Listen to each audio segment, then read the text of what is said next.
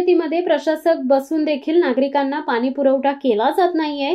यामुळे नागरिकांमध्ये तीव्र नाराजी पसरली असून दैनंदिन जीवनावर त्याचा मोठा परिणाम झालाय। संतप्त नागरिकांनी आज थेट ग्रामपंचायत कार्यालय गाठून आपला संताप व्यक्त केलाय।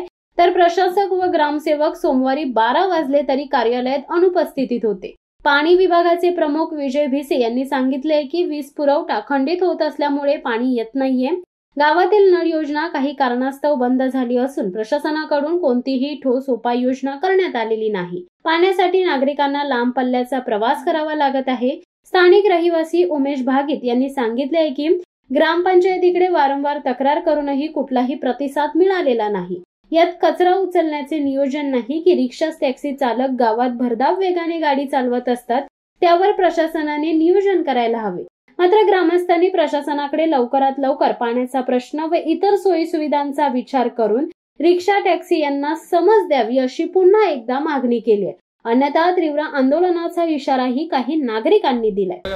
विभागातील रहिवासी असून आम्हाला 4 दिवस झाली पाण्याची समस्या भेसळते, तरी देखील ग्रामपंचायत प्रशासन याकडे काय दुर्लक्ष करत आहे आणि कचरा हा जो पावसाळ्यात साठला जातो ते देखील व्यवस्थितरित्या उचलला जात नाही। गाड्या येतात परंतु गाड्या ज्या कचरा कुंड्या आहेत त्यात मर्यादित कचरा उचलतात आणि निघून जातात आणि इतर ठिकाणी जो कचरा साठलेला असतो तो उचलत नाही।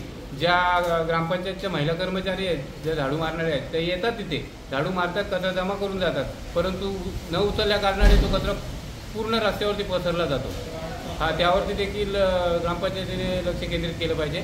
तसेच पाण्याची समस्या ही अत्यंत महत्त्वाची आहे, कारण गावामध्ये 4 दिवस झाले पाणी येत नाही आहे। आता आम्ही त्याकरता आलेलो आहोत की निदान आम्हाला पाण्याची समस्या सोडून व्यवस्थितरित्या पाणी मिळावं। तुला ट्रॅफिकची काय समस्या आहे? ट्रॅफिकची समस्या अशी आहे की नेरळ गावातील टॅक्सी स्टँड येथील वाहन चालक आहेत आणि गावातील रिक्षा चालक हे देखील माणसांची पर्वा न करता भरधाव वेगाने टॅक्सी आणि रिक्षा चालवतात, जेणेकरून लोकांना दुखापत व्हावी नाही याची देखील त्यांनी काळजी घ्यायला पाहिजे। आणि टॅक्सी युनियन तसेच रिक्षा युनियन यांनी या गोष्टींची दखल घेऊन आपापल्या रिक्षा चालकांना व टॅक्सी चालकांना याबाबत सांगून की गावातून जाताना रिक्षा आणि टॅक्सी या कमीत कमी वेगाने गेल्या पाहिजेत आणि लोकांची जीवाची देखील काळजी त्यांनी घ्यायला हवी। कारण गावातून जाताना गावामध्ये लहान पोरं असतात, वृद्ध महिला किंवा माणसं असतात, यांच्या जीवाला धोका निर्माण होऊ नये याची त्यांनी काळजी घ्यावी। शिवसत्ता टाइम्ससाठी संदेश साळुंके, नेरळ। दे धडक बेधडक वृत्त देणाऱ्या आपल्या शिवसत्ता टाइम्स न्यूज चॅनलला लाल बटन दाबून सबस्क्राईब करा आणि बेल आयकॉनला क्लिक करायला विसरू नका।